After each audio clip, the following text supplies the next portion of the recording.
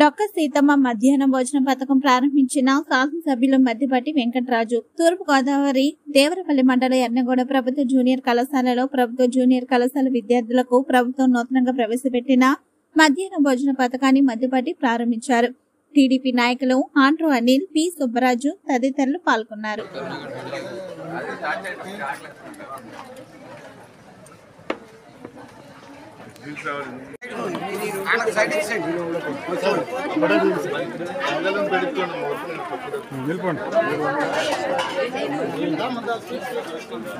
సాంబార్ కదండి, తర్వాత వేస్తారులే, ఇంకా వస్తారు కదా.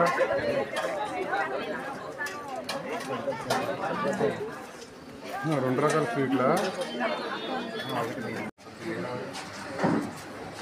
సుబ్బరాజు గారు. నా పేరు పి ధనలక్ష్మి. నేను ప్రభుత్వ జూనియర్ కళాశాల ఎర్నగూడెంలో ఇంటర్మీడియట్ సెకండ్ ఇయర్ చదువుతున్నాను.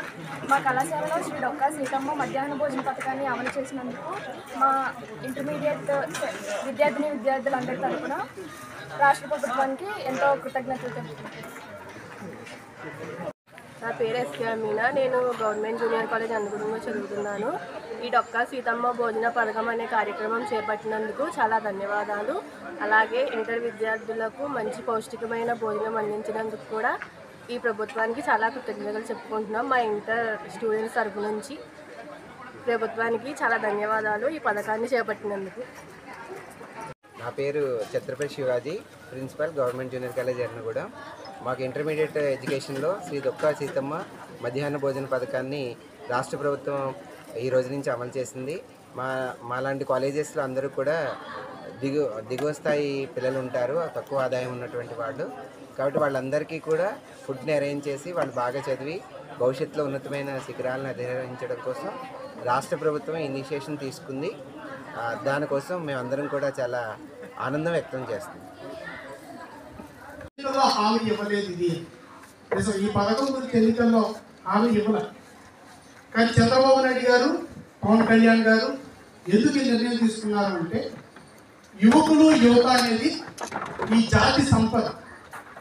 ఇక్కడ యువకులు యువతలు ఎదుగుతున్న క్రమంలో పౌష్టికాహారాన్ని పొందడం ద్వారా సమపాలనలో అన్ని రకాలుగా ఉండాల్సిన ఆహారాన్ని కనుక వాళ్ళకి అందించగలిగితే వాళ్ళు శారీరకంగా మానసికంగా బలంగా ఎదగలిగితే వారే ఈ యొక్క దేశానికి సంపద. ఈ రోజున చైనా దేశాన్ని తీసుకుంటే గుండు సూదు దగ్గర నుంచి ఐఫోన్ వరకు అక్కడే తయారవుతుంది. సో అంత పెద్దగా ప్రపంచానికి ఉత్పాదకతనిచ్చి ప్రపంచంలో ఒక బలమైన ఆర్థిక వ్యవస్థగా చైనా దేశం ఉంది ఈరోజు. అక్కడ ఉన్న మానవ వనరులు ప్రధాన కారణం. అలాగే ఈ ప్రపంచంలో అంత గొప్ప అవకాశాలు ఉన్నది మళ్ళీ భారతదేశానికి.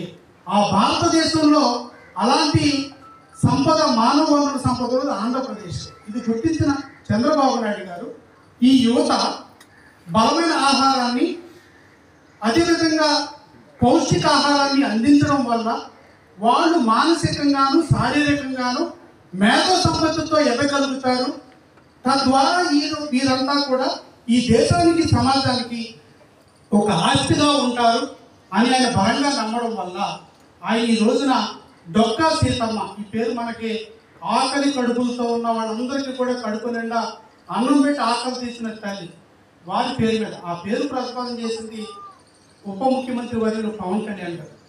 వారి యొక్క ప్రతిపాదనను స్వీకరించిన అన్న లోకేష్ అన్న వెంటనే ఈ యొక్క పథకాన్ని ఈ జూనియర్ కాలేజీల్లో కూడా అందించడం, అదేవిధంగా ఇంత మంచి కార్యక్రమానికి చంద్రబాబు నాయుడు గారు దీనికి ఆమోదం తెలపడం ద్వారా ఈ రోజున ఈ ముగ్గురు వల్ల ఈ రోజు ఈ పథకాన్ని మనం చూడగలుగుతున్నాం. దీని యొక్క ఆశయాలు, దీని యొక్క విజన్ మనం అర్థం చేసుకుని పౌష్టికాహారాన్ని పిల్లలకు ఇంటర్మీడియట్ వరకు అందించగలిగితే వాళ్ళు మంచి యువకులుగా సమాజానికి సేవ చేస్తూ వారి యొక్క మేధో సంపత్తి ద్వారా ఈ యొక్క ఆర్థిక మూలాలు, భారతదేశ ఆర్థిక మూలాలని పెంపొందించే విధంగా ఏదైతే ప్రధానమంత్రి మోడీ గారు అంటున్నారు వికసిత భారత్ అని, అంటే భవిష్యత్తులో ఈ భారతదేశ ఆర్థిక వ్యవస్థ ప్రపంచంలోనే నెంబర్ 1 స్థానంలో ఉండాలని ఆయన కలగంటున్నారు. అంశంతో చంద్రబాబు నాయుడు గారు వచ్చిన పరిస్థితి ఇవన్నీ మనం అర్థం చేసుకుని రాజకీయాలకు దూరంగా ఎన్నికల హామీలు ఇవ్వకపోయినప్పటికీ ఈ అంశాన్ని తీసుకుని అందించారు. తెలుగు రాష్ట్రాల్లో సరికొత్త ఒరవడితో ప్రతి క్షణం ప్రజాపక్షం నిలిచేందుకు minute to minute live updates తో పాలిటిక్స్ టు ఎంటర్టైన్మెంట్, ఎప్పటికప్పుడు తాజా వార్తలు, సరికొత్త విశ్లేషణతో మీ ముందుకు వస్తోంది APNTS తెలుగు న్యూస్ ఛానల్.